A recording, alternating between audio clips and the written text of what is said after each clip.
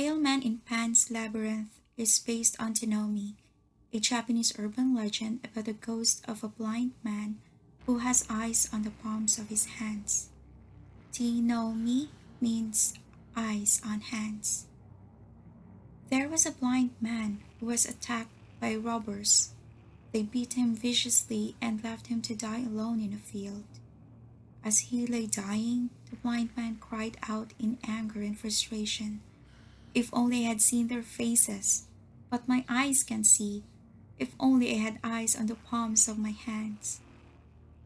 Because he died in such a state of rage and agony, the blind man returned as a ghost called Tenome.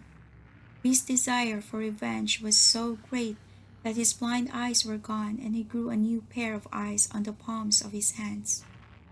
Now Tenome roams through cities and villages, searching for the robbers who murdered him. He is able to see by holding his hands out in front of him. But Tenome never saw the face of his attacker, so he simply kills whoever he can get his hands on. Although he has eyes on his hands, he is still figuratively blinded by his anger. One night, a Japanese boy was dared by his friends to go into the graveyard and test his courage. As the boy walked through the cemetery, he suddenly saw an old man emerged in the darkness. As the figure got closer, he noticed that the old man was blind and had eyeballs on the palms of his hands. The terrified boy fled as fast as he could. He ran into the temple and begged the priest to help him. The priest told him to hide in the chest and then went off to hide himself.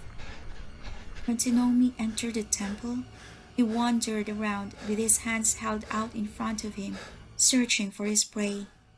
The boy crouched in the chest, not daring to breathe as he listened to the sound of footsteps coming closer and closer to his hiding place.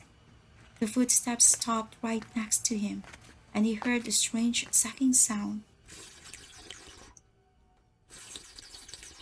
In the morning, the priest came out of hiding.